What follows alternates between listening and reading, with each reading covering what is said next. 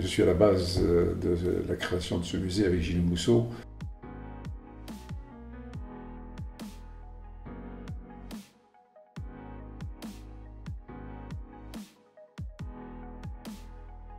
Donc j'ai historiquement ce lien, et puis j'allais dire un lien plus affectif encore, parce que je suis fils de viticulteur, né dans la vigne.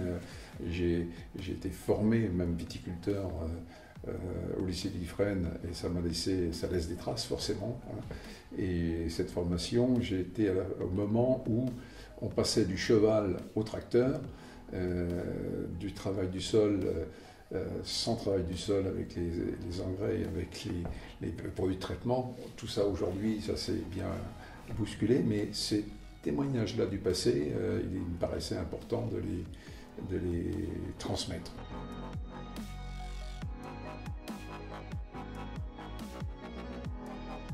Justement, le musée crée une autre image qui permet de dire on va découvrir non pas Colvin, mais peut-être le vignoble.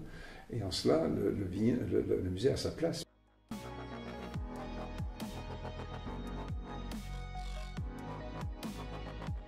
Alors de quoi a-t-il besoin? Il a forcément besoin d'acteurs, d'une équipe qui soit solide, qui a envie de transmettre cette histoire, de raconter cette histoire même, parce que c'est une histoire à raconter. Moi-même, je peux déjà raconter une histoire. Ce midi, j'étais avec un ancien ouvrier viticole de mon père, qui a presque 80 ans aujourd'hui, qui me raconte comment il conduisait le cheval et comment il cultivait la vigne à cette époque-là. Et cette histoire-là, si on ne la transmet pas, elle ne sera pas connue de nos enfants, de nos petits-enfants. Et je trouve que cette histoire mérite, ce témoignage-là mérite d'être conservé.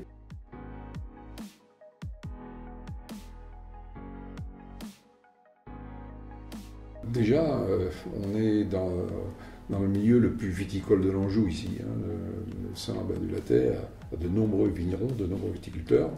La surface viticole comparée à la surface du territoire est très importante, une des plus importantes du Maine-et-Loire, je crois.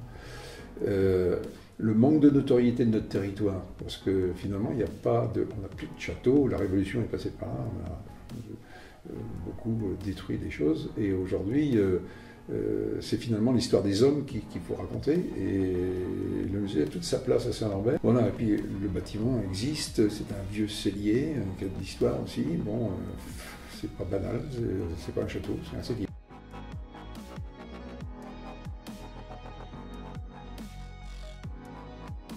C'est là où on a encore plein de qualités, et puis on a eu plein de défauts, on a encore beaucoup de choses à améliorer.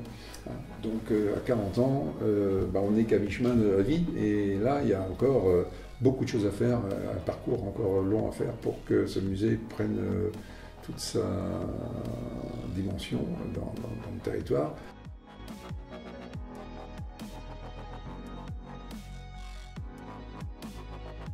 J'ai vu la naissance de ce musée. Dans 40 ans, je ne pourrais plus en parler de cette naissance, et je fais partie des rares qui ont vu naître ce musée. Et je crois qu'aujourd'hui, faire cette pause en disant comment on peut voir les 40 prochaines années, ça me paraît sain, et c'est ce que le territoire de Côte-du-Lion, Loire-Lyon-Aubance même, va se projeter sur cet avenir du musée. Et je crois que c'est le bon moment pour justement repositionner qu'est-ce qu'on veut pour les prochaines 40 années du musée. Est-ce qu'on veut toujours raconter cette histoire? Est-ce qu'on veut toujours, plus que raconter, être un conservatoire du territoire?